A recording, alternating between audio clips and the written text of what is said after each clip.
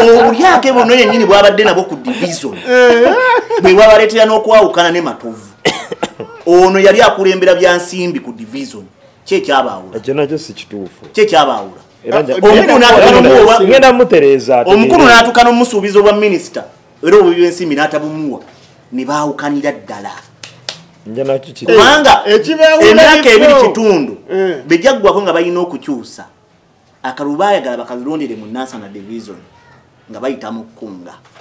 ne bagaana ne bakatwala ku kitebe ekavuli ono ne bakamuwujja era nga kampu ziri mmeka eyakaana ng'ekulembeddwa ku budde obwo ku municipality yali minisita w'ebyenjigiriza n'ebyemizannyo same Kavulu bikufaaki bano yajide ku PFA bano n'abawujja akaki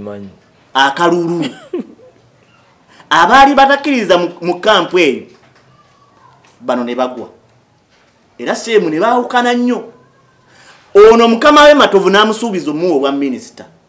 bwe yatuuka okulonda ba minisita ono teyamuwa ne deputy mayor n'amugoba juka deputy mayor yina ebizibu bye shemu yampeereza obubaka obundaga nti ono ekifuta kyakirina kati kirungi byenjogerako waali bwe batamuwa bwa minisita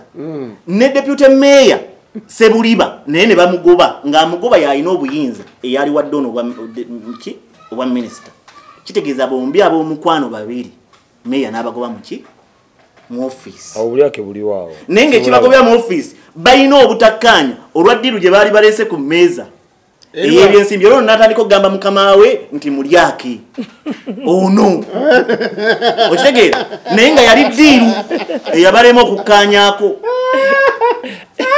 omanyize yadde ngenda kuvuganya Matovu nekino kankyogere bano abasajja si batuufu era si balungi deputy mayor baamala okuwangula obwa kansala Sebuliba omusajja yamuwa obwa deputy mayor Sebuliba n'akwata mukyala we n'amuleeta mu office nga ye security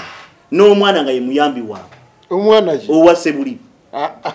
mwana wa Sebuliba alina omwana asobola okuba omuyambi nanti kati nange kyenneebuuza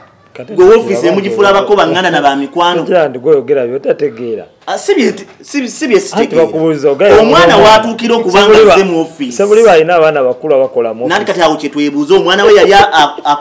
muntu mukulu naye ng'alina kubeera mu office oba kiri kyali kisaawe nga mwalina obeera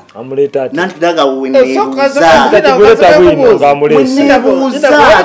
wala kyenyagala omumanya mukyala wa Sebuliba bw'amala okuzaala ajja n'omwana kati omwana oyo yafuna omulimu emyambi w'abakadde ng'ali mu kibaya si mu kibaya omwana kajja ne kaddukaawo ne kakola katya mu office Fake Media ali ku Fake Media ogamba tena gyoli kaseti kimu kitambula bulungi Shafiq Lwanga nzaaliwo atogere ku nsonga ez'enjawulo eziri mu ggwanga lyattu lino Uganda tubeera olunaku lwa mubalaza ate ne tubeerako ensonga zetwogerako tulabe batya Uganda yaffe eno bwetambula ne bweneetambula insha Allah wetwogerera okwewandiisa nominations zo zigendera ddala mu maaso era nga tulinze n'ez'omukulembeze w'eggwanga tufune n'ez'ababaka ba paalamenti ate sobola okuba nga tutandika kanaayo cyane fenno wano tujja kuba nga twogera ku buli kimu nga bwe kinaabeera kitambula insha Allah ndi n'abakulembeze baffe wano wetubeera nabo ku lunaku olwaleero olwa bbalaza twogere ku nsonga ez'enjawulo waliwo tweet gye nalaba eya Derek Nyeko esaba egamba nti yasaba obukadde 15 nga tabulina tugenda kuba ntukikoonako ekyo ensonga ya Shami Malende erabika nayo etutabuseeko nalabye Honorable Robert Kyagulanyi Ssentamu president wa National Unity Platform ali mu America ali London ali UK ali London ngakuba akayimba kyakola Mathias Mpuuga Nsamba sikirabanga hantu ne beebuuza lwaki omusajja tamutta kiki ekyo kye yamutwalira kye yalina okumulekera kiki kuba namulabye akayimba ka specioza akataddemu Mathias Mpuuga nga bwe yaddamu okumulaba simanya nga ali biki kayimanga kangi naye ebyo nabyo tugenda okuba nga tukubaganyako ebirowoozo nsaba abakulu basike babambuulizeeko ali tusobole okuba ntandika. Waaw neyanzanyo neyanzege moderator n'abalayi baffe abalungi abali ku Fik Media twagala kubeebaza okubanga mukyekuumiddeko twagala okwebaza Katonda kyatukumye nga tukyali balamu. Amen. Neyanza ono betwa bandisebo banyabo ne baseba batulaba ku Fik Media mbalamusizaako buli mu kitiike nze Saalongo Sende watwa Meya National Division addako ng'Omukama Katonda ye mubeezi waffe mbaagaliza okuwuliriza obulungi kigambo ku kigambo ate era n'embeera musanyufu okubanga mugoberera programu zonna nga bwe zigenda mu maaso banange mwebale nnyo mwebale ddala mutuzaamu amaanyi abankubidde ku kasimu ne munzizaamu amaanyi mbeebaza bakuzaamu amaanyi bagakuzaamu ku ki banzizaamu amaanyi ku lw'enteesa n'okumpa essuubi ku kifo kye tugenda okunominatingako so era munzikirize mpite wano okwozaayoza n'okwebaza abantu ba National Division okusingira ddala abo abavuddeyo mu buntu ne bampa emikono eginsemba okunominatinga nga meya wa National Division mwebale nnyo mwebalire ddala nze nno nayawukanyeko ku balala emikono abantu abamu babadde bagindeetera mu buntu abalala nga bampita mbasinkani nkira bagimpa mu buntu nze mwennyini nga si byakutambula nga si byakutuma bantu si byakugigula nga abantu besitwa ne bajja ne bampa emikono munnange jangu omukono gwange guugo nonnondera ku polling station beeti jangu otutaase embeera embi gye tulina mu National Division mboozaayoza era nembeebaza ne mbasuubiza ti ndi mwetegefu okubaweereza era okubawuliriramu ng'omuwulize nga bwe mukimanyi era nywerera ku nsonga nja kuba muwulize kuba nkimanyi mwe bakama bange neyanze tulina eyesimbyewo ku district kansala wa district Wakiso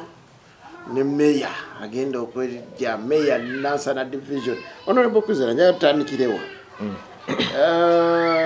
olunaku olwokutaano igwe n'enkambi ya John Bosco Serunkuma nga yennyini yagikulembeddemu amwavaayo ne muleeta ebigambo ne mubaako ebigambo bye mwayogera nti Sir Isaac Keith mumuwadde ennaku 2 nga either amenyeewo byayogera ekira kyemwazzaako sikijjukira ennaku 2 ezo bwe ziggwako mugenda kubaako kyemukola zaaweddeko tezinaggwako ziguzaweddeko jjo ennaku 2 tubalola omukaaga ntubani Sande oba temubala nnaku weekend ziggwako lwaleero ssaawa 6 ogwemisana kuba press conference twagituuza 6 kati kyogera press conference mwagituuza lwakutaano ku ssaawa 6 Saturday ssaawa 6 lunaku lumu Sunday ssaawa 6 naku 2 olwaleero ssaawa 6 tutandika okuteekamu criminal summons eriye oli agendezeeko tumuwa benefit of doubt nti wabadde mu weekend munaku ezo naye tulowoozaamu nti anabeera musajja mukulu kuba tetwagala kutuukayo eyo naye gimpeekoko katono mbeereko nayo wano tugenda kukakibwa okutuukayo nsaba ogimpeeko katono essimu eyo ngira mbeera nayo ko wano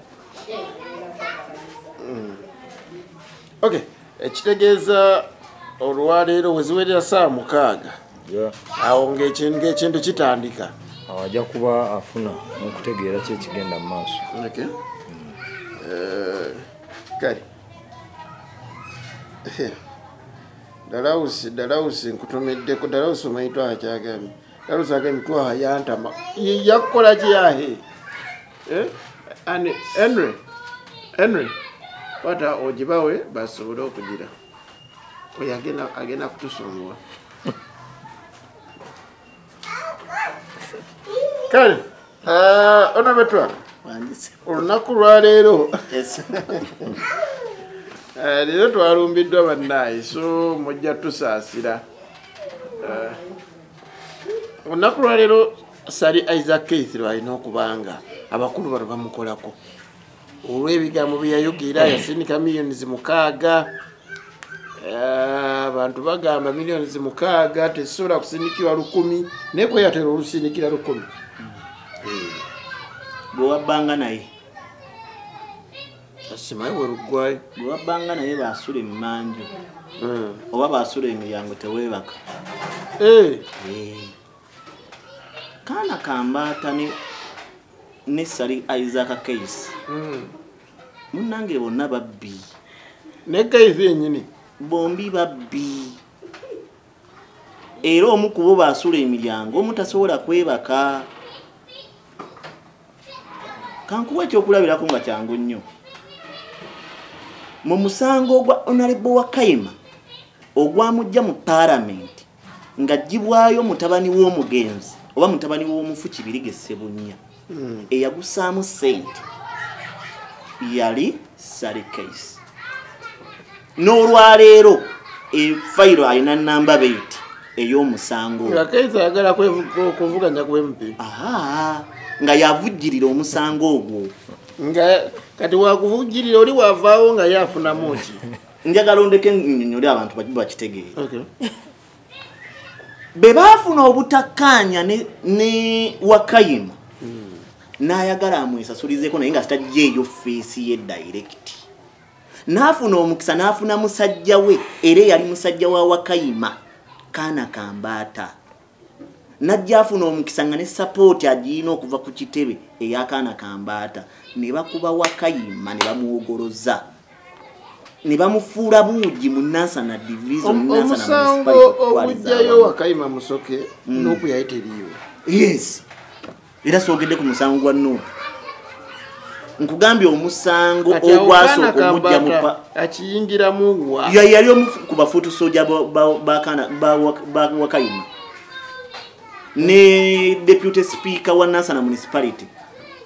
abamu gwe bamuyita nalingodde mutwe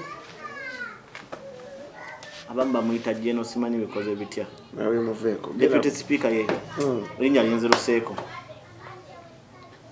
kakati bw'otunulira bino ebiriwo kaana kambaata baamala okusuubizibwa okukwata kaadi ya Nansana municipality MP yayagala okukola structure eyiye gy'anaatambula nayo n'aleeta Matovu n'amukuba n'amuzza ebbali n'ateekawo Sally Case kaana kambaata yaleeta Sally olw'okuba yalina lupiiya ng'ate Matovu bafunyemu obutakkaanya kuba Matovu yali atandise okutambula ng'alaga ayagala kujja ku municipality mayor ate nga sina kyekyokka nga balina enkolagana wakati we ne Wakayima kubanga era Matovu ye yassa ssente y'omu ku bassa ssente mu kalulu ka 221 akaleeta muganda waffe MP Wakayima nga Sally Case alina kaadi ya DP ng'olubaawudde ne Wakayima naye nga baali beesuubiza okutambulira waki ne Wakayima teyagira ku DP Wakayima mu kalulu ka 221 yajjira ku NUP naye mweri yajjira mu DP ka 2016 ke baamugjayo kakati bw'otunuulira embeera eriwo kaana kambaata emirimu gyonna egibadde gitambuzibwa ng'ogyeko emmotoka eyamuweebwa RDC Justin Mbabazi abadde agissaamu amafuta ye Sally Case era Sally Case abadde agenda ku basibe n'atambula ne yeekubya ebifaananyi n'eyamutwala okusisinkana Robert Kyagulanyi Ssentamu yali kaana kambaata n'amutwala ku kitebe n'asisinkana omukulu era Sally Case n'atandika okutambula mu ttuwa zonna kugenda mu basibe gagenze mu makomera nga buli watuuka kifaananyi nga yeekuba ng'awanika abeera ku fronti ekifaananyi nga yeekuba ng'awanika nga baami musajja wattu ye meeya incumbent ali bweru ali Japan ne office tamanyi bitambula naye nze buli wembadde ngendayo mbadde mumusanga nanti gwe obadde n'appointment naye osooka kukola appointment ne mukkaanya baba yakomyewo n'ojja n'okola amawulire n'olaga nti waali era ekimutabula ne deputy mayor w'omukadde office yali amaze ogituulamu baati nga ggumidde n'amutya office omwana yandigitwala n'amussa ebbali n'alonda owa NRM so kati bino ebiriwo miliyoni 6 nga bamusabye 10 nze ng'amanyi tobiyisaamu maaso nakubibuusabuusa naye ekibuuzo kiriwa omuntu gwe baawa emmotoka ya RDC nengimuteeramu amafuta nze n'ensirikira ebyamabi andyamu otyo olukwe ku ssaawa esemba yati naddingana ne Matovu kati baddinganye ne Matovu bali n'olukiiko lw'amawulire omukulu ono yali ku mukono ogwa ddyo nga Matovu ali ku mukono ogwa kkono ono namulaba ng'atuddewo kati ng'omukama waabo abatudde wakati mutabani wa Lubongoya ne Kyagulanyi ng'atudde wakati ng'ono ali ku gwa ddyo oli ali ku gwa kkono naye ng'ono ne bwe bateerawo kacaayi nti munywe ne bwe bateerawo sowaani ya mmere ne bagamba muliire ku sowaani yemu ne Matovu tasobola kulya oba oli tasobola kulya ono ne mmeeya olutalo oluli wakati waabwe babiri naye kati embeera ebagatta kubanga ono naye kaadi yali egenze agitaasa yekaana Kambaata ne Najja Nasiifu nga bakolagana ne Lubongoya kadi eyono kyokka ataasa n'ey'Amatovu era yekaana Kambaata Najja Nasiifu ne Lubongoya kakati embeera eriwe bakola ki ebagatta njagala obunzike nkomewo omukulu ono naye era nekino kankyogere ku Sally Case Sally Case gye wakomye enkwe okweyagaliza wekka n'obulyake gy'emidanga gyokola ki Sally Case yali deputy mayor wa municipality okuva 2016 mpaka 2018 Regina Nakaziba Kitte n'amuggyako era olw'obuluvu n'atuuka n'okugamba nti Nakazi Regina Bakitte yali amwegwanyiza omuntu ali mu institution ng'ofuuse na deputy mayor tosobola kwogera bintu byabuweefufu akutegeera ng'ebyo obadde deputy mayor ng'oli yakuwa obuvunaanyizibwa mufunyeemu obutakkaanya akuwummuza ate awadde na munywanyiwo nga wa kibiina kyo kuba yaleeta katopo nga naye wa DP ono n'agamba nanti yangobye kubanga abadde ankwana nagana naye nga ye Sally Case mufumbo Regina Nakaziba Kitte mukazi mufumbo muntu mukulu ayina abaana ne Sizaalawo oba ne Nazaalawo n'omuweebula bootyo kati Sally Case ssebo bino biba byakutuuseko nja kulaajanira ayigigi ajja akwata omulyako essali kuba tulwa kukola nsobi n'akwasibwa office abadde agenda kuyinya ku lulabunye ku kati kankuwe ekyokulabirako meya wa Nansana division yafuna emitwalo 35 ng'omusaala nga tunatunulya budget ono yakutte miliyoni 10 nga ze bamusaba n'awaayo omukaaga naye ng'ogyeko ziri yasooka owaayo zatayogera kati twogera ku zino ze yalaze emiliyoni 6 abadde agenda zifuna atya ku division tonnabala bipande tonnabala ba polling agent tonnabala nomination tonnabala kutambula tonnabala kalulu konna wamu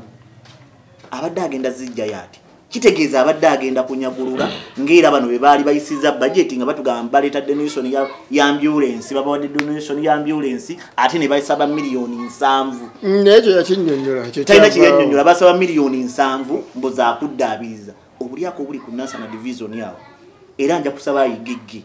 ayingire mu nsonga zino abasajja banyagulwa bakola ebbala ya chairman gye bayita ebbala ya meya kantu beekati ne bakasizaako miliyoni ago ensawo za sementi 6 ne wirubalo za musenyu 3 zezagendawo bone basaba meka ago neyanziza miliyoni abi ono ebo kuzera ebyogeddwa obiwulidde bigambo bitukuvu wantereza munoga bigambo bya busiru nze kasita nakula mu byonna byayogedde kino nakirabye nga otudde meya atudde kana atudde enyamba era gamba nga kana abaliwo nenzikira akawa kali akayimba kokwagalana kakati okusokera ddala kantangazeemu ndowoozamu nti omuntu akyali eyo naye manyi nti public yo yategedde amazima nsonga za miliyoni 6 era bw'omuntu waba akyali mu kulowooza nti omuntu asobola okukwata obukadde 6 ekirungi yennyini ayogedde nti meya wa Nansana division council afuna emitwalo 35 monthly salary n'abeerako ne budget emutambulirako kati nze mbadde chairperson finance owala budget ya meya eggwerera mu bukadde 10 buli mwaka afuta donations pledges allowance mawulire n'ebirala zigwera miliyoni nga 10 kakati practically ono ayongera okulaga nti tekibeera business wise tekibeera okay omuntu kugamba nti agenda kukwata obukadde 10 nga ye bwagamba abugule mu ticket yoba meya wa Nansana division okujja nga agenda kuba muri yake ekyokubiri muganda wangono kamutereze kubanga nga yayagala okwegwanyiza obwa meya ateekeddwa okubanga ekifo kyalagamu yakikolako research otegeera Nansana Division Council oba councils zonna ezeetoolodde eggombola ya municipality mu level ya municipality nga bwe tuli ne Kampala bakamala okuddiza amagombolola obuyinza okubanga geddukanyiza ebintu byaki byago mukola ne mu budgetinga bwe mu budgetinga municipality netekesa mu nkola era ne mu Kampala bwe kiwadde nti amagombola mukola budget council ya authority wali walukwago netekesa mu nkola ini that kati gwagamba nti bazimbye Mayor's Gardens ngogamba nti bazikoseza obukadde 2 faida chebeerawo meyo gamba nti bakose gardens obukadde 2 bwatagenda kukwata nti asasule kubanga municipality 1 yenonya contractor anakola ne mwishinga ne contract ne mugaga Nansana Division ba budgetinga bagala Mayor's Gardens genda yokole Nansana municipality yenyini nesasula sente kati twa division obono kyata wadimon wano wagenda wayagala okukiikira kalonda bamusaside nawangula agenda kubanga esente zikolaawo tezisukka kakadde kamuweka emitwalo 99 division zesene zeyina obuyinza okufulumya unfortunately agenda kuba mayor nga takoze research ensonga ey'okubiri ayogedde ku Serunkuma John Bosco wanti yali munteseganya ezikomyawo mwami Matovu si kituufu n'omundi n'ogumu era y'omu ku program eziweddeko abagobezi ba Fik Media bateekeddwa okubanga bagoberera yagamba nze okuddamu okufuna kaadi yange natunda poloti wagigula $6,000 n'agitunda kitundu n'enkomyawo kati ate agamba Serunkuma yakoze eki yanyambi kakati simanyi sente oyinogera n'omuyambi anti kyoyina omanya kiri kimu bw'oba ogenze ne sente oba teweetaga kwogera nnyo bingi ng'olina sente kubanga after all olize n'omuntu guye gwagamba nti w'amaanyi atuke yakutula ddiiru mba seetaaga sente naye yennyini yecontradictinga mu ebyo byayogera ekyokusatu ekisembayo ekintu ono kyayogera nti Sali yabadde avujjirira enkambi ya Serunkuma n'amafuta n'ebirala n'ebiki ebyo n'emmotoka ya RDC propaganda emmotoka ya RDC twamugamba daleta obuyinza oba agamba RDC anone emmotoka ye aginone emmotoka ye kuba oli musajja manyi wali oguzeko ku mmotoka n'ono yali aguzeko ku kidduka kakati twagala ono agambe nti omuntu eyakuwa obuwi yakuwa ekintu ndoza n'emmanya ge kiba kikyalimu asobola okukikyusa kakati ebyo byonna ono nga tanaakuleeta bwino public passivinga abantu balaba ne balowooza ne bafumitiriza ne balaba ne bamanya nti ki naye nga lwakuba kye nakugambye luli nti omuntu bw'ayogera obulimba bw'otavaayo ku bwanukula ebiseera ebisinga busobola okuwulikika nga amazima kyenjagala okubuuza omukwano gwammwe n'enkolagana yammwe wakati wo ne Kaana Kambaata wakati gwe ne Kaana Kambaata ne meya aliko kati Matovu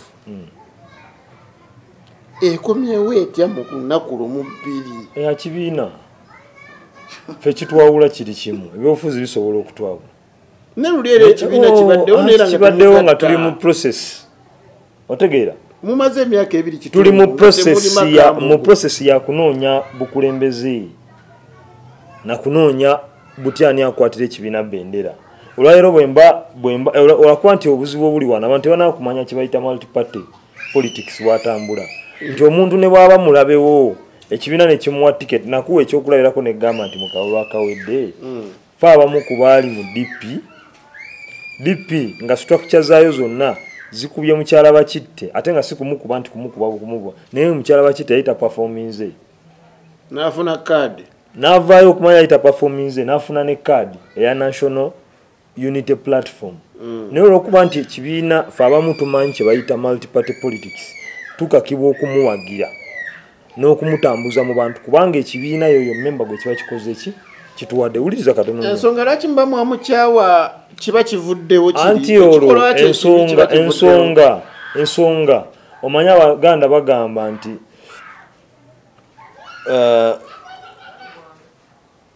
oba nkikunyonyole nti ekintu ekyo omuntu mu byobufuzi omuntu bw'aba nga so kiretera mwene embeera egamba nti azaala ekibi akikola ki akiwongerera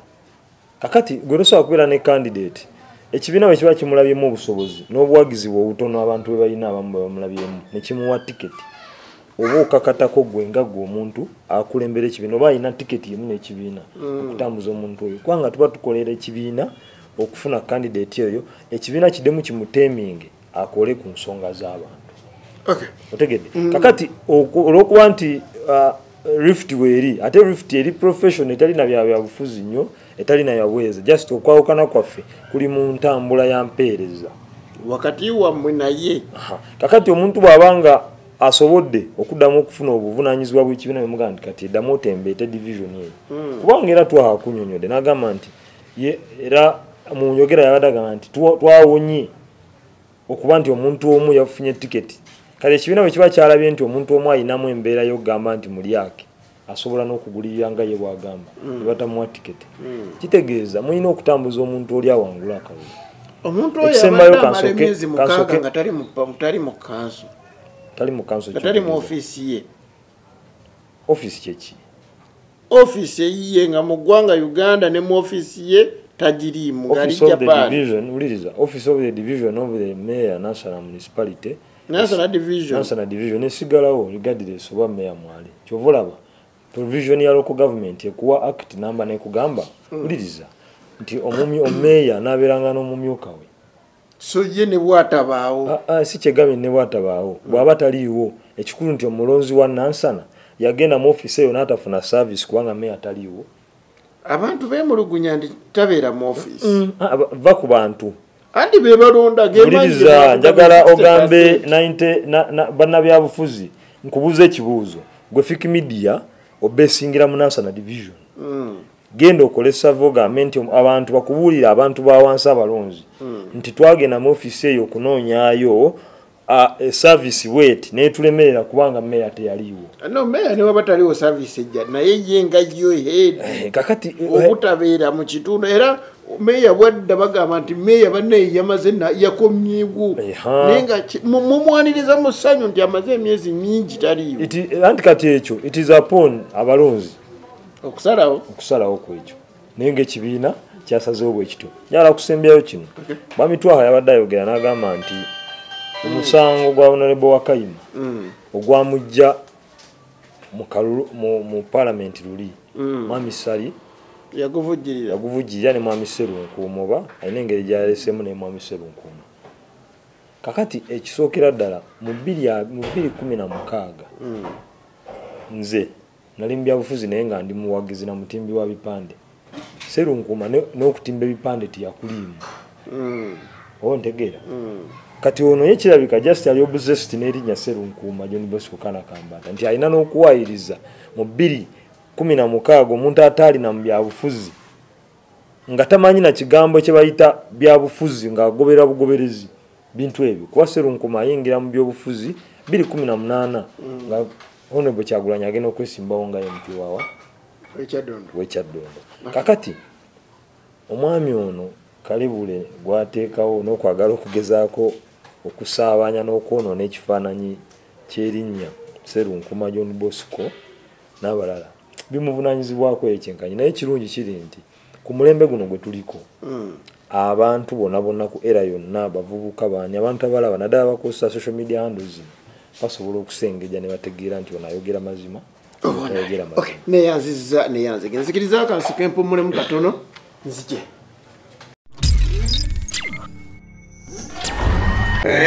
Fiki Media ziza neyanze gachali kutwa wado uzika nachi chenjagala okwogerako nti abatuuze ba Wakiso Atiraji tulina okubeera abakalaba nopo bulijje tugamba erwanyisa obulyake n'obuli bw'enguzi era ebulwanyisa naye bw'otunuulira abantu bonna be yawadde tiketi bonna balyake akulembeddemu okuva ku district bamuyita Najja Nasifu ye speaker wa district ye wa Kisona kati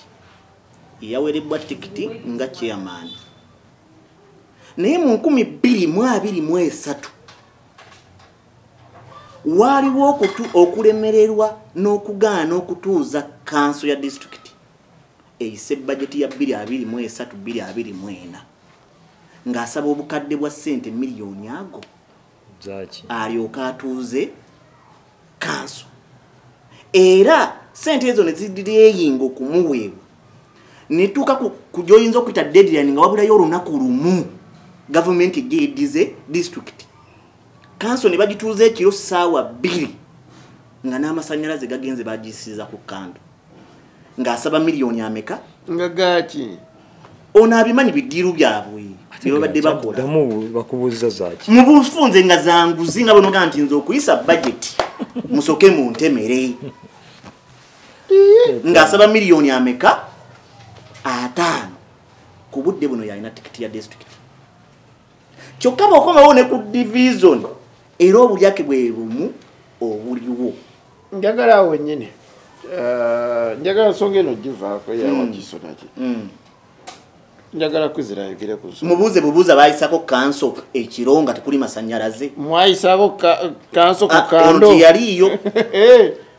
Najja Nasifu nga speaker Mwayisa mwayisako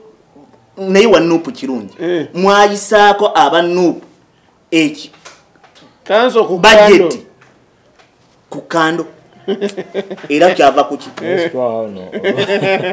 nateroko walolo yayogera mu program naga nti Elias singa teyali musajja musiramu yandigambya nange singa teyali musajja musiramu nandigambya nnyo omwenge kubanga ensonga eriemu bwe totegeere obuvunaanyiza wa speaker ki kutuuza kanso abantu bayise ebirowoozo bayise ne budget district ng'agaana ku ki ekyokubiri ebintu ebyo byowulira gwe toli munnamawulire ebintu ebyo gwe wabiwulirako wa abantu bona kubanga ekyo ekintu ky'obuli bw'enguzi kisawundinga speaker agaana ty okutuuza kanso kubanga tebamuwadde enguzi tekisoboka ekyokubiri ekisembayo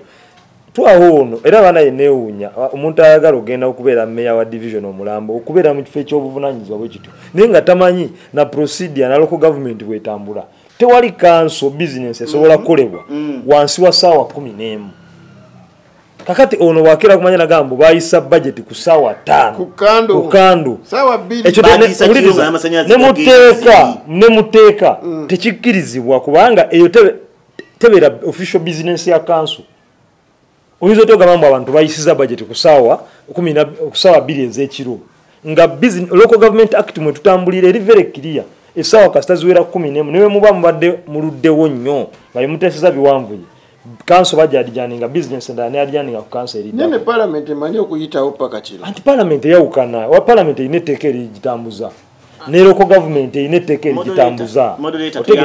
kakati ono bwakeera ku makya teriiwo kyenjagala okutegeeza eyo teriiwo kuba ne mu mateeka batebaliwa ojjukira budget ya 2023 anti gireete kubanga kanso yayita kirina ku record genda ne ku record ne Hansard ya district buwakanyi wano nga tuwakana kusinga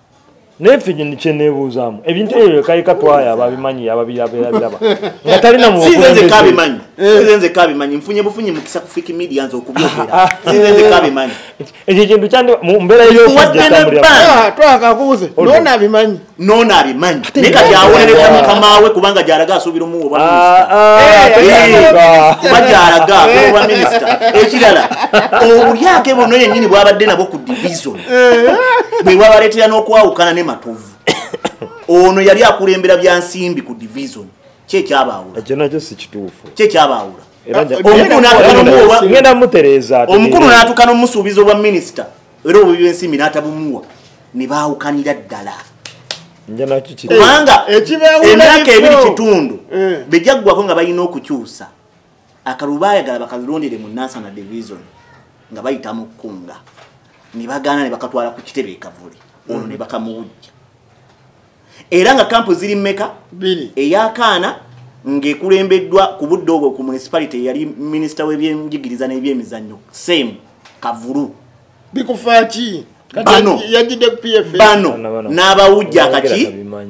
akalulu abaali batakiriza mu kampu eyo bano ne bagwa era semu ne baawukana nnyo ono mukama we Matovu n'amusuubiza omuwa obwa minisita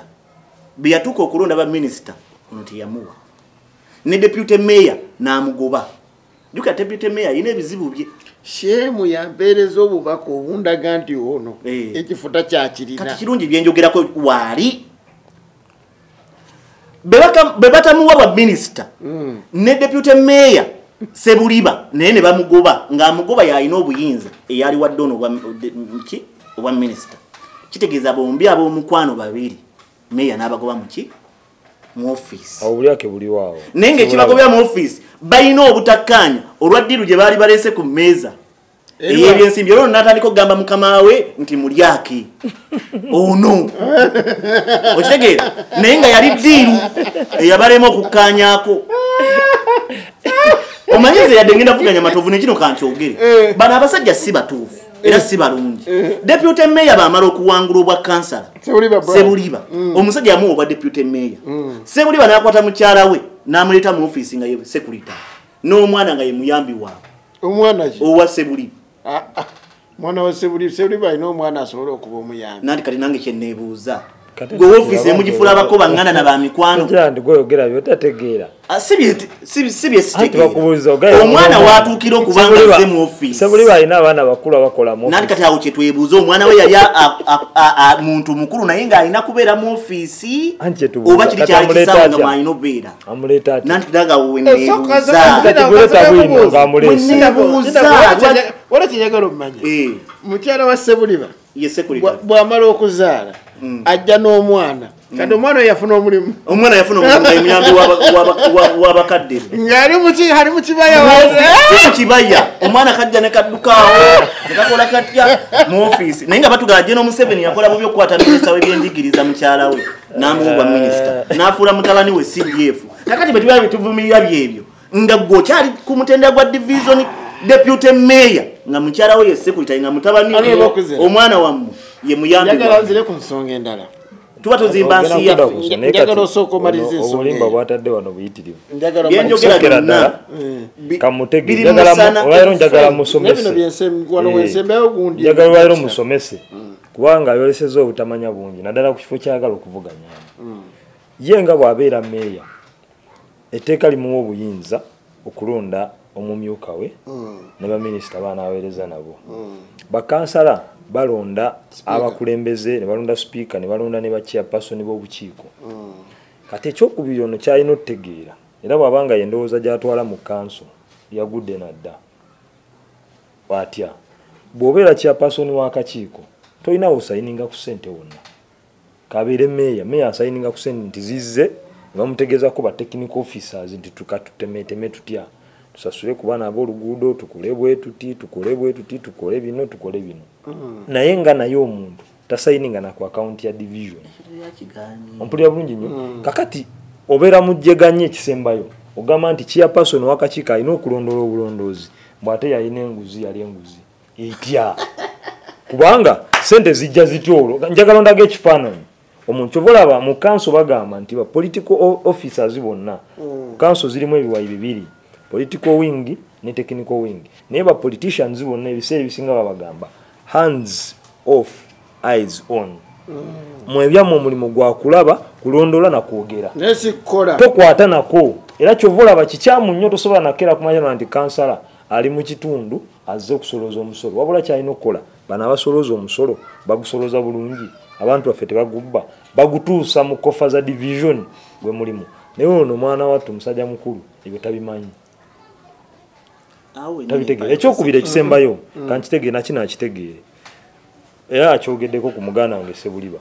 tekiriiwo nti meeya w'eggombolola yasayininga abantu kubanga sekuritale tabeera meeya tafuna buyinza buga nti yeerondere sekuritale era division ng'eyita in fact municipality ng'eyita mu human resource manager na appointments committee be balonda basindikira meeya ne bamusindikira sekuritale kakati ono okujjako byandigaye nti obuyi bw'enguzi nti oli bamuyingiza mu kifo nga takwanidde nga tali qualified awo oyinza okugamba nti awaliwo obuliwenguzi bamuyingiza nga tayise mu mitendera giyingiza ki anti kyekyo kati gwe otandika nti oli azza kukola naki kiringa nga bwogamba nti oli azza okukola mu ofiisi nti olwokuba bbaawe mwakola mu ofiisi ng'alina ebisaanyizo byonna ebikola mutalina kukola ki ebyo byonna byonna ono byalina otegeera byalina otegeera nti omuntu gwe bayita secretary to the office muyite nga PSS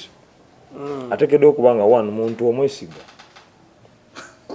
ekyokubiri ng'agwanidde kubanga gwe nga meya sigwa bamusasula ateekayo ebiwandiiko era naye bonaaba ofuuse meya Katonda ng'akusaasidde osobola okugamba nti nyina omuntu wange kazi omwana abadde anoonyeza kalulu ngenze ku municipality atuteyo empapula ze bamuveetinze ng'agwanidde nze nga meya gwe njagala okubeera sekretale wange kikkirizibwa butereevu naye tojja eri mpale zo netwana oga nti ndeeta ajati wange tamanyi yadde okutayipinga ku kompyuta mbw ate abeere sekretalewo tekisoboka ekibuzo kibadde mu Nansana division yonna mukyala deputy naye era si yeewa omulimu ate deputy mayor si yamuwa omulimu kakati bakitegedde nze kyembale nnyonnyola bakitegedde mu bukyamu kyentunuddemu kiri bwe kititwa oli okufuna omulimu nti mukyala wooli ng'alina ebisaanizo byennyini tewaliwo mu Nansana division yekka yalina ebisaanizo ate si yasaba yekka asaba wuliriza mu mbeera y'ebyobufuzi waliwo fiki gweobeera kanako ekyokulabirako leader of opposition Joel Ssenyonyi bw'atuuka mu ofiisi kyovola n'etteeka limuwa ne bamugamba nti osobola okufuna abantu bana abantu bana bwe weesiganga ggwe one bamuwadde leeva ng'amwesiga ne bamugamba bakuwadde PA akutambulirako ng'omwesiga ne bagamba bakuwadde omufumbi ng'amwesiga kubanga bino bya bufuzi nga bwolabira nti tosobola kuva noga nti olwokuba oli mufumbi mulu nnyo mu Serena ogenza ofumbire President Museveni oba Mwai Museveni muki kakati ebyo ebifo ebina ebyankiza ebisemberedde omuntu bakuwa omukisa naye bakuwa omukisa ku bantu abali qualified era parliament ekuyisawo nega nti tuwa abantu bana nti twagala dereva nti ebisanyizo bya dereva bebiriwa ateekeddwa okuba ne permit otegedde ateekeddwa okuba nga alina experience evuga ku motoka emyaka wegiti gwe nolonda omuntu nga naye alina obwo obukwakulizo n'obusaanyizo ekitegeeza nti ebanguzi kati ono ye mu bintu byalowooza n'avaayo n'alowooza nti asobola okuwuddisa abantu ebyo abantu bategeera era bategeera ate era biriko ne bwino omukisa wamanyi ogere ku kiri kyagambye nti yali mukulembeze w'akakiiko tebakwata ku ssente kituufu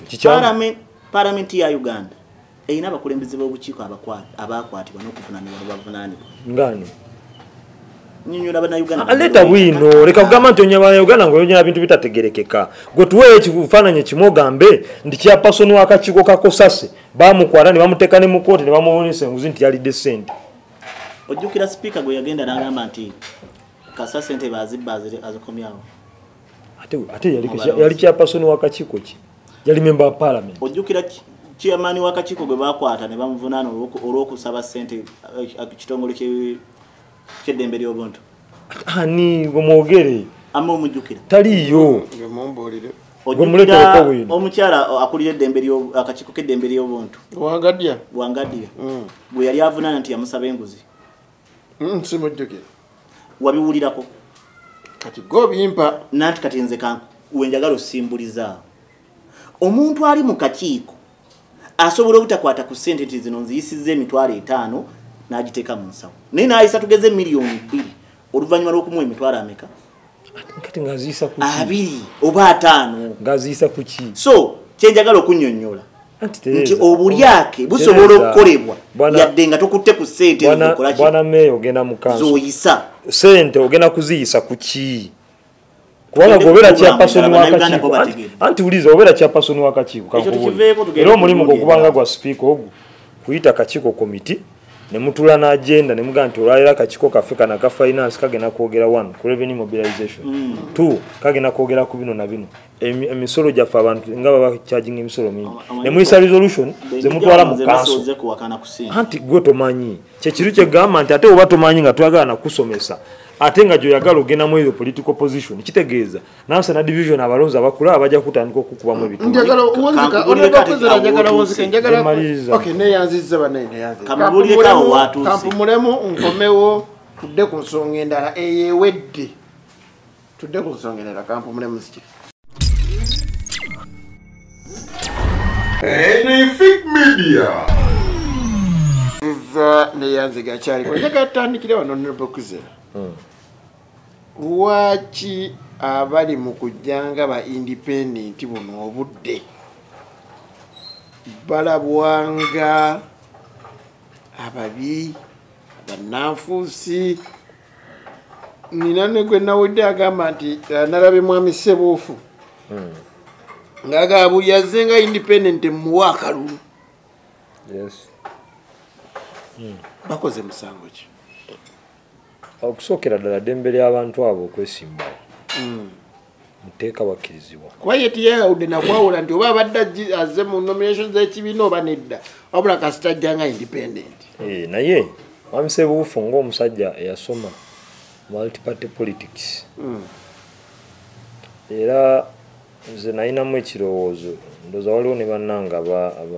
abakigula nti teyalina bakka ki omuntu bw'aba avuganyizza mu kibiina ky'ebyobufuzi kyonna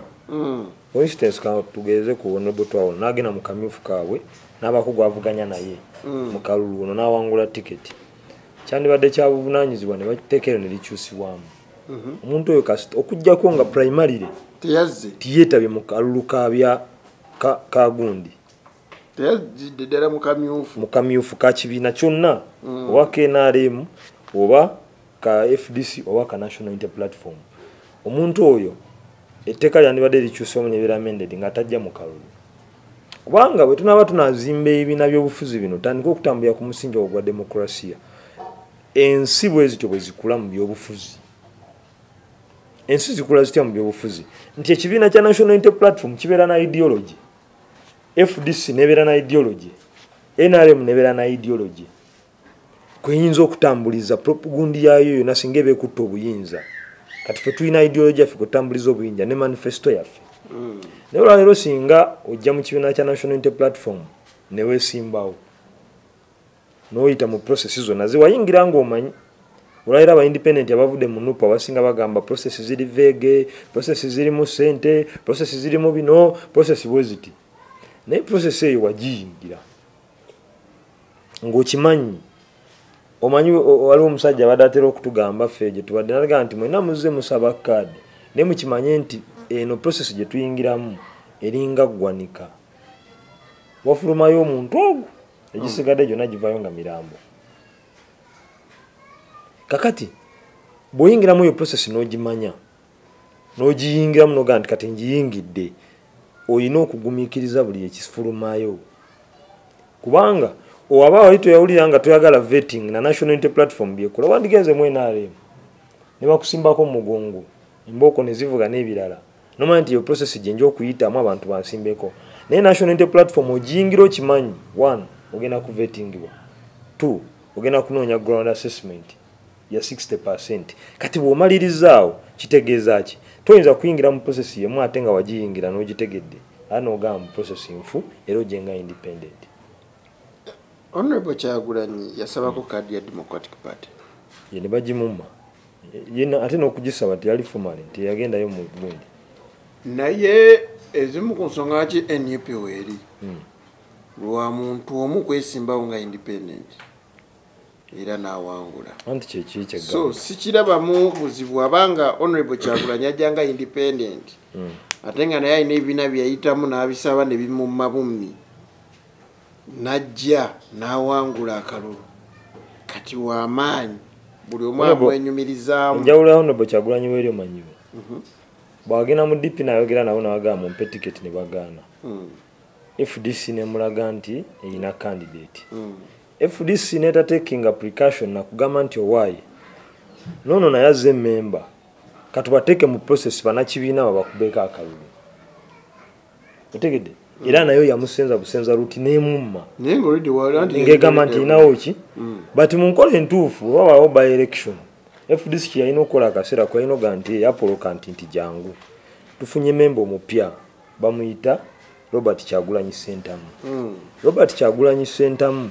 azze mu kujja kwe tumuteke mu fair hearing ne fair process y'ekibiina tugende mu kamyufu. Ulizanti FDC ne anti osoka n'ogezesa n'omuntu n'omuyisa mu process yo n'abeera mu mativu mulimu tumenaga nti ekibiina kyandabyemu obuntu nange ne kimpisa mu process yemu naye bw'omusindikiriza ebbali bw'oti oba omukola ki kikiri kyegambye nti nze omuntu atagenze mu process ya kibiina kyonna najja bwanamunigina simuyinaako tabbu naye omuntu amala okwetaba mu process y'ekibiina nayonoona resources z'ekibiina nayonoona obudde bw'ekibiina ate n'amala najja nga independent oyo obuzibu bwange buli naye jinjako akantu kenawudde aka honorable Nambooze okusaba honorable Kyagulanyi million 10 nze sibiinaako bwino zoza byali bituufu sibiinaako bwino ebyo nze nagamba ebintu ebitatambulirako bwino nawudde ndowooza yabadde Sauda yakyogera naye nawulyako ne honorable Twaha oyo ng'akyogera honorable Twaha atakyagibwako hadithi naye ate nawudde ne Sauda ng'akyogera simanyi Sauda mu state gyalimu essaawa zino osobola okutwala buli kyantu kyayogera mu state gyalimu kati ali mu state of depression nawudde wayiswa amugamba nti ngenda fuba okukola kyensobodde oleme kwesembawo kubanga Sauda atali mu state nungi kitegeza mumwetaaga mu kibiina tewali gwe tugana era nange kati nga nze yawangudde kaadi ya district ndi mu kwogereza bannange bonna abatafunye kaadi okulaba nga tebajja mu kalulu kubanga kyekyo mukulembeze kyalina okukola era ne structure z'ekibiina zonna okuviira ddala kukunga ze nteekateeka ze tulimu olwaleero kyova olaba nti bwe tabadde tunominatinga ku district twanominatinze abantu ndozanga 3 oba 4 otegeera naye ng'ate level yandibadde waggulu singa twaberawo negotiations eze n'olwekyo honorable Waiswa kyakola kituufu Sauda munnakibiina tetugamba nti siwe NUP tumwetaaga naye ayina decent ayina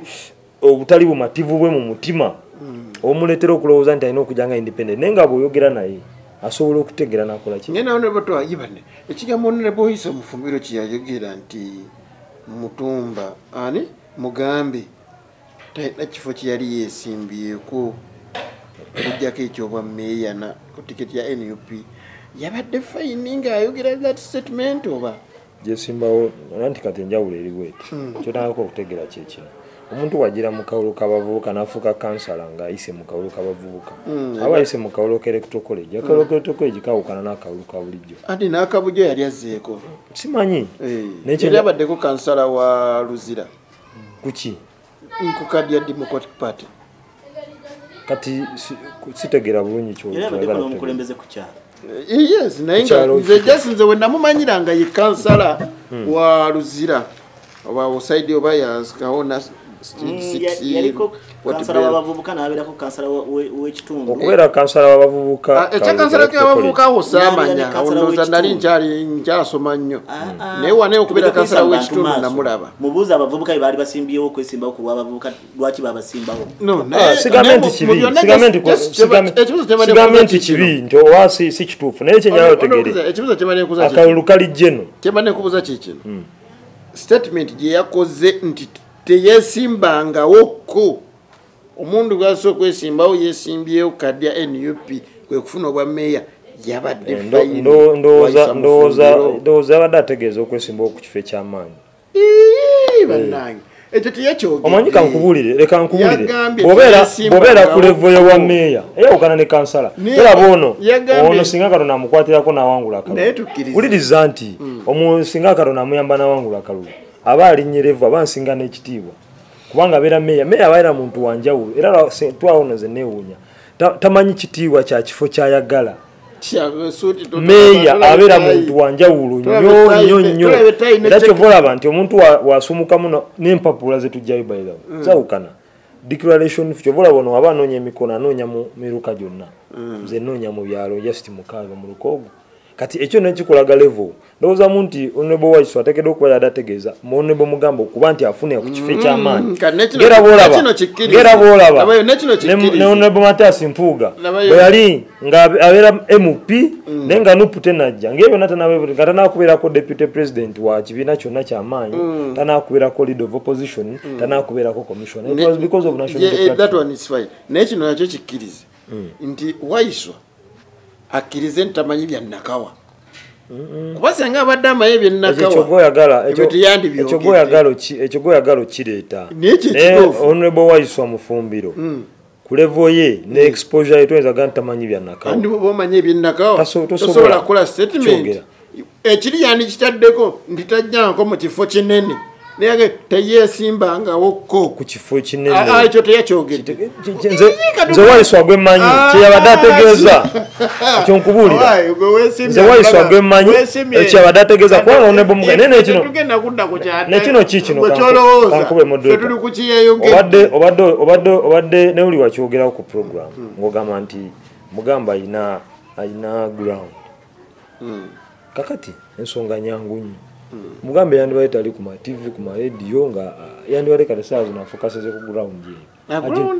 aginoonyesa atawulwa wangule eyo talina tabu katulinda nti awangula ground yagirina bayi era ndowooza yagenda okubeera threat lwaki wagamba nti yagenda okubeera threat yagamba nti alina ground awangule so kyobagamba nti ajja kuba threat y'amaanyi nawe kitegeeza okkiriza nti ajja kuwangula agenda jasi kubeera threat zimanya ajja kuwangula mukalulu nominating abasobola okuwangula amaanyi agayina mukalulu nominating abasobola okuwangula naye tuyingira mu kalulu nga tumanyi nti ono agenda kubeerawo kuvuganya kati gweyagala kuŋŋamba oyingira mu kalulu ng'ogamba nti Katumba we agenda kuwangula wa president neero owamanyi kituufu abeerawo gwetegedde mukalulu wali wayingira nga underdog kati Mugambe Shekedi omumanyi Shekedi yakwata kyakusatu ye president w'ekkomo ekyati kirala buli ayingira akalulu anti ayingira atyo amanya awangula atya meya we Ntebe municipality yakwata kyakumeka yabba bubbi kalulu ne balangira mulangirira ani meya kati nawe yagala nominatinga mumvenga mu byokumuyisaamu amaaso siwe kiri omuntu kasita abadde meya emyaka 5 byakoledde abantu weebiri kituufu tosobola kuva buveeno ku muntu atamanyi na kitundu atasobola nadde okuyimirira mu dakiika 5 n'abaako statement gyakola mbogo olowooza nti w'amaanyi wa lwaki temwamutudde n'avugana ne Moses Ali feka tulinde ground awangule wali weesimbyewo nga independent lwaki abazinga independent buno obudde bali kaliro yongerako nti n'okugwa n'agwa ekyo saagala kyo sisaakimanya kakati kyenjagala tukkaanyeeko ssemateeka wa Uganda agamba ki akkiriza baba akkiriza abantu abo ddembe lyabwe abalina obuyinza obusala kibiina ki ebibiina byonna buli ekibiina kiba n'emiryango ebiri ekitegeeza bwojjanga independent oba ovudde mu kibiina ebisinga obungi oba okivuddemu kuba oba osazeewo okivuganya omuntu waddembe okuvuganya oba obutavuganya bimba temumuwadde tiketi kuba ssemateeka atutwala ffe nga bannayuganda ye ssemateeka wa Uganda n'ebibiina by'obufuzi birina ssemateeka omutono ng'ayina kubeerawo ng'ajja mu mateeka amakulu ag'eggwanga muleke kubeera nga ssemateeka agamba nti omuntu waddembe okuvuganya independent nga gwogamba talina kuvuganya atya senga Bobi Wine yavuganya independent senga waali senga waali mu palamenti ya Uganda ekibiina kisinga ababaka abangi ye NRM ekiddamu okubeera n'ababaka abangi oba ekyokubiri ye NUP kyokka ekikwewuunyisa ba independent basinga ababaka ba NUP obungi mu palamenti ya Uganda nokiyita kyakusaaga era senga obwenkanya bubadde weebuli aba independent baali badde balowoozebwako bwe baliyingidde palamenti oba oliawo nabo ne baba n'omukulembeze abagatta oba abakumaakuma abayita aba independent mujje kubanga be basinga n'ebibiina by'opposition oba be basinga n'ekibiina ekiri ku ludda oluvuganya gavumenti obungi mu palamenti nze ndi wamu n'abo abalowooza nti bagenda vuganya independent naye abakyalina omukisa mujje tubawe tiketi muvuganyize ku kibiina buli wooli genda gye batakwagala ogenda kufunayo bukyayi na kunyiiga toyinza kubeera ng'abantu babuuza ebibuuzo bibiri nti oyagala kyenkana ky'ekibiina ng'olina abantu 9 oba 10 ng'obabuuziza nti ekibiina okyagala kyenkana ki n'olondako omu nga yakulaga nti yasinga okwagala ekibiina kitegeeza bano 9 ekibiina tebakyagala n'obagoba kati wegala bakole ki gobagobi ng'otudde mu luumu yo ne mukyalawo noga nti bano 9 tebaagala kibiina era tebajja kusobola kusiba buuzibwa ngatto zange tubagobe kati wegala bakole ki gye bazze mu kakiiko k'ebyokulonda okunominatinga keekawa omuntu omukisa okuddayo okusaba akalulu mu bantu abasalawo oba abalonzi kati abalonzi be balina osalawo ani agenda okubakulembera oba ali independent oba alina kaadi y'ekibiina oba afaanana atya yoyo kuba ssemateeka wa Uganda akkiriza buli muntu awezezza emyaka 18 ku bifo ebimu kuliko obuyigirize ku bifo ebimu tekuli gwe bweweze 18 nominating kasita omala okusunsulwa akakiiko k'ebyokulonda genda onoonya akalulu babalonzi bakole ki basalewo oba oyina ekibiina oba toyina ekirala kampita wano okutegeeza bannayuganda naddala abaami n'abakyala abaagala okuvuganya temutiisibwatiisibwa muntu n'omu kubagamba nti olina vuganya independent nga gwe kyoyagala mu kusalawo okuvuganya omuntu yasalawo nti njagala baba azze mu kibiina ekibiina nekitamulabamu busobozi si musango naye nze nsobola okuba neewulira eryanyi n'obusobozi kati kangende mu basalawo abalina obuyinza ekibuzo kyembuuzo nekyawaiswa okubeera nga buli kati waiswa gwe batta okubeera nga yalumba abantu bano kuba kati wenamulayo ku mugambe wadde enzikiriza nti leero waiswa byayogedde ku mugambe tebyabadde bituufu olowooza yensonga lwaki NUP temuwa kyabwogezi bwa kibiina yembwa y'omugagga esobola okuboggola etalina kyefiirwa waiswa alinga omulambo gutemeddwako ensingo ne gugwawo be mutagubikkako ensero zigunyokako be mugulekawo awo guunya kati waiswa ali ku ttuluba ery'omulambo ogw'omutetembe gw'embwa oguvundidde awo ng'abayola kasasiro oba bakesisi bayitako muki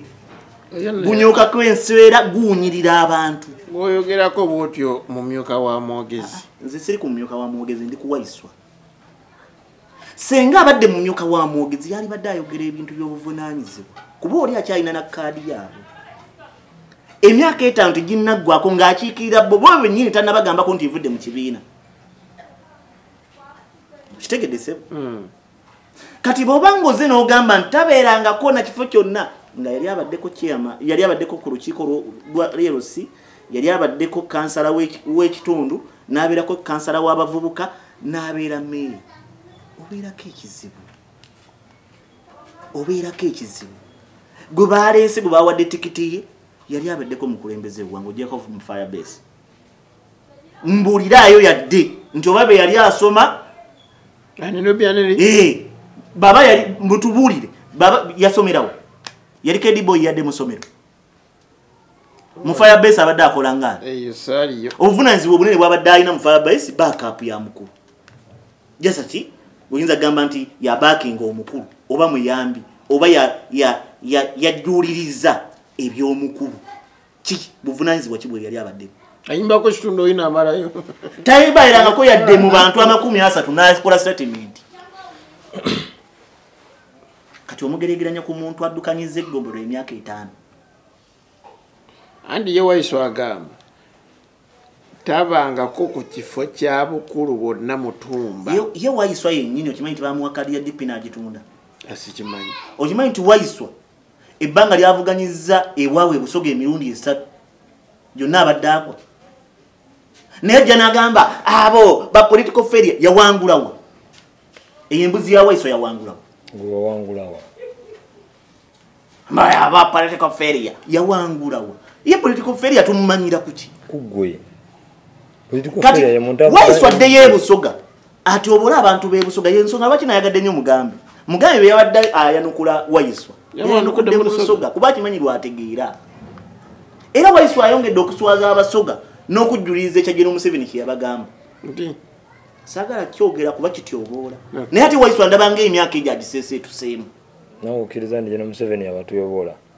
yabatuyobola ne Wayiso atagezaako okujjuliriza ekyo nti Geno Museveni yali ayogera kituufu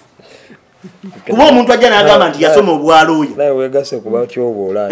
mbu yasoma obwalooya ojja otya n'ogamba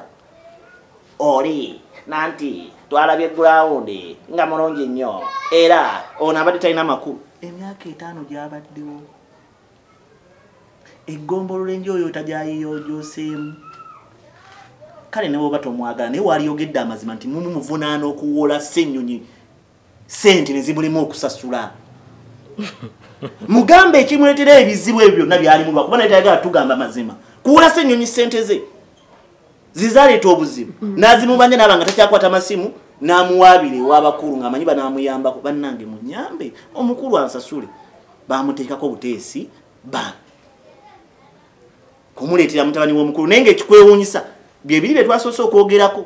mukyala w'oyo Nubianiri deputy mayor woofiisi baagala zifuula z'abakuba nganda na bamikwano bakyala baami na bakyala kati oleete Nubianiri akole kyennakawa amanyiyo ki gwagala kukola kyennansanga amanyiyo ki Nubianiri neyanziza Nubianiri baali mututte n'avuganya Moses Ali gwe batugamba nti musajja mukadde nnyo ne batwala emuvubuka envuumuulo n'amuwangulayo tawangulangako wadde ekifo yadde ejoga nti ono mugambe mukudde bwangaasirike wamaliriza tamaliriza so mu bino ebintu byonna twagala okuyita wano tegeeza Wayiso twagala oyita wano tegeeza Wayiso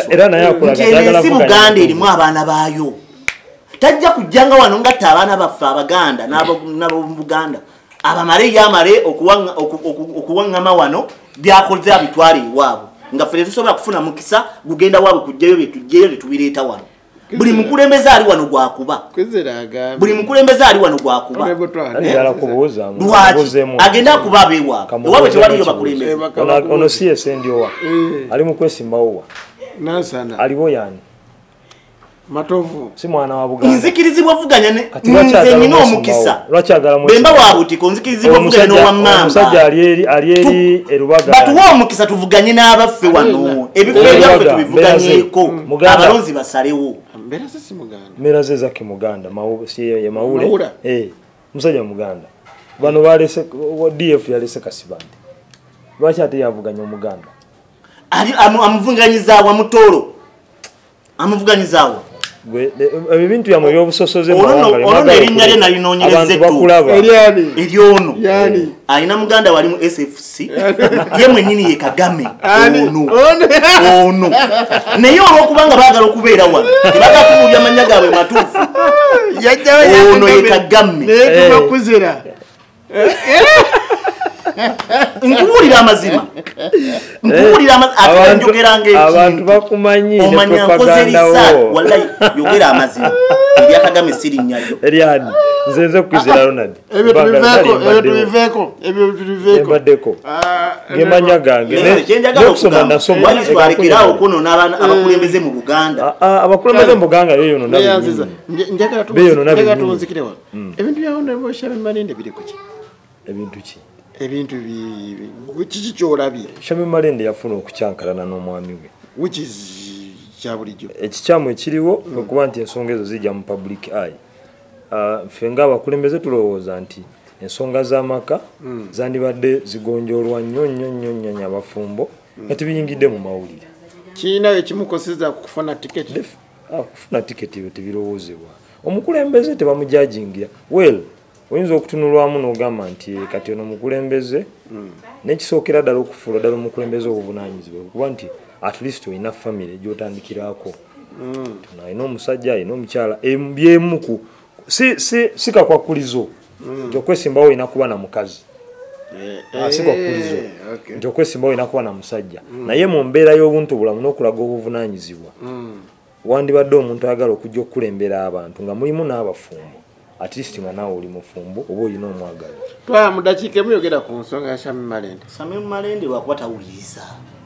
beeri yakadda namugamba ekimuvunaanibwa aba NUP ye mwami gwalina ng'era be baamala okuwangula mu 2021 ne bawa abasajja bonna wano be baawa tiketi ekiragiro okuwasa abakyala